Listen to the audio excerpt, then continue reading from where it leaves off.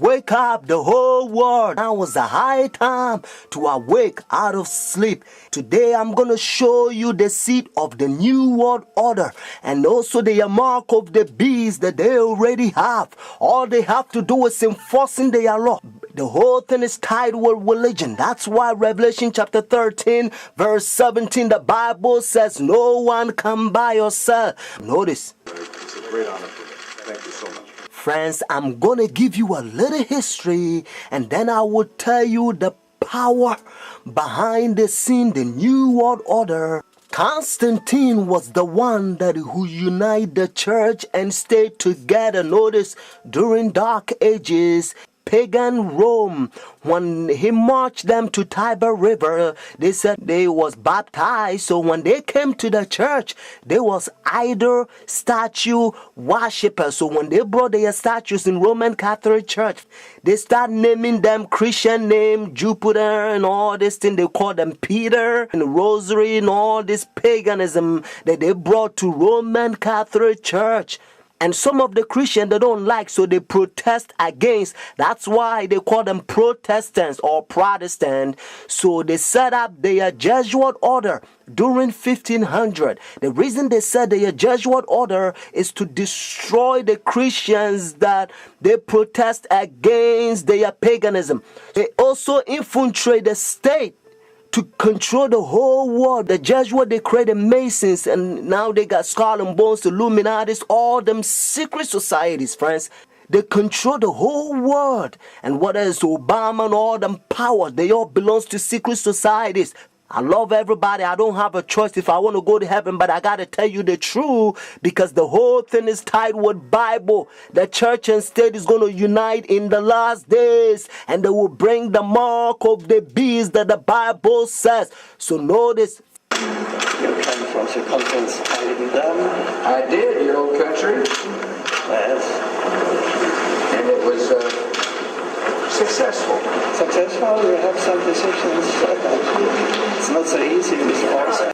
The Iraq War has been another foreign policy challenge, beginning with John Paul's papacy. Other foreign policy priorities for Benedict include pushing for peace in the Holy Land and decrying rising secularism in Europe. He's also been quietly working to establish relations, something that was not possible during the last papacy, largely because of John Paul's role in the fall of communism in Poland.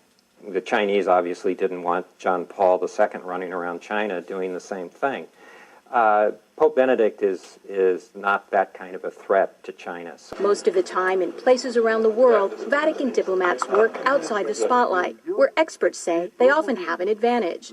Some question how much government leaders of today truly listen to what the Pope has to say. And that, observers say, is a moral authority that can't be measured by economic strength or military divisions. A moral authority Benedict hopes to draw upon when meeting with U.S. officials and speaking before the United Nations. I'm Kim Lawton in Washington. Now we can see a new world coming into view. A world in which there is the very real prospect of a new world order. Pope Benedict XVI is calling for a new world financial order. A document entitled Charity and Truth was released just hours before the G8 summit. Friends, the Jesuit order, they also infiltrate every religion, especially Sunday churches. That's why Revelation chapter 17 called this power whore. Notice, the mother of harlot.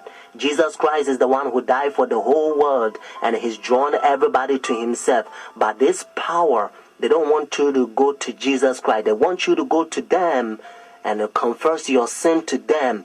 So notice what Revelation chapter 18 says. And they also infiltrate the kings, presidents. So notice. And he cried mightily with a strong voice, saying, Babylon the great is fallen and is fallen, and is become the habitation of devils, and the hole of every foul spirit, and the cage of every unclean and hateful bird.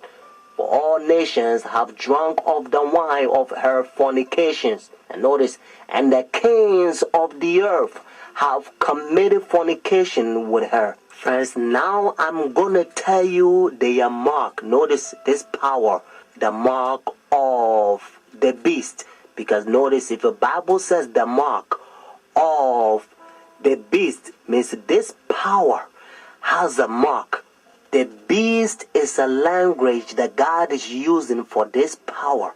And they themselves, they says in their own book, the book of Catechism, the old version, notice, they says Sunday worship is their mark of authority.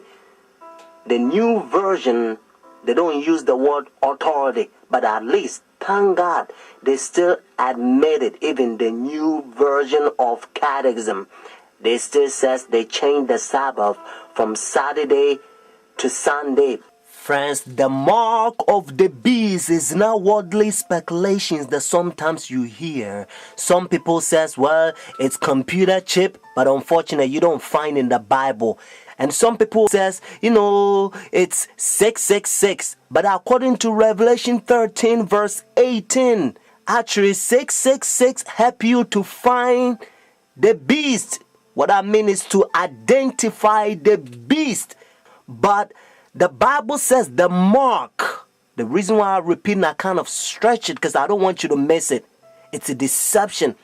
Notice the mark of the beast. It's clear. It means the power, the beast has a mark. Constant to change the Sabbath from Saturday to Sunday. But unfortunately, Sunday churches, they adopt sun worship day for so many years. They don't want to get rid of it.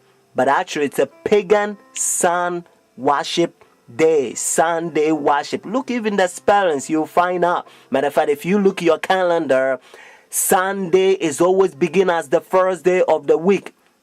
Unfortunately, they will skip, and some people, they don't know, they will count Monday as the first day of the week, because according to Revelation chapter 12 verse 9, the devil will deceive the whole world. So it's a deception. So a lot of people, the devil, he's in the process blinding the people, including the Christendom.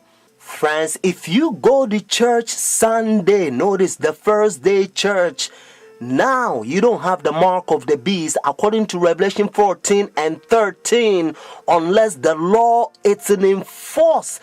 That's why now you hear different country, they try to forcing the people to not sell or do anything on Sunday because they try to enforce the law. But according to Bible, notice United States is the one who's going to cause the whole world to worship the beast. Their sun worship day means Sunday worship according to Revelation 13. So whenever United States enforce the law, then every country also going to enforce because they control the whole world. Every president on the Roman Catholic Church. Friends, Saturday is always the Sabbath, the seventh day of the week. Notice, and again, it's always Saturday. And that's why the Bible says the seventh day is the Sabbath. Jewish nation, even though I'm not Jewish, they still keep the Sabbath Saturday. And also encyclopedia, you will find it even different language. If you speak Spanish, Sábado means Saturday. You can also find in the Bible, according to Genesis chapter 2, verse 2 to 3, you're going to find out that God created heaven and the earth 6 days, and the seventh day he rested, and that seventh day, it's Saturday. And then Jesus Christ, remember, when Adam and Eve, they sinned, Jesus Christ came to redeem our soul, and he finished his work 6 days, Friday afternoon. Remember, that's why they call it Easter Friday or Good Friday. It says it is finished Friday, and then he rested Saturday, just like he rested Genesis chapter 2 verses 1 to 3. And Sunday, the early day in the morning, you will find in the book of Luke chapter 24 verses 1 to 3. You will also find in Luke chapter 23 verses 50 to 56. The seventh day is always Saturday until Constantine 321. He changed it from Saturday to his own pagan sun creation worship day. The devil behind the scene. You are about to see the power. God is going to fill up with his outpouring just like he did it for the first century, the apostle church. And then we're going to go forward and preach the loud cry. The third angel's message. We're going to protest against their pagan sun worship day, means their Sunday worship. And then Jesus Christ will come, just like Bible says, if the day is not short, no flesh will be saved. But for the elect's sake, means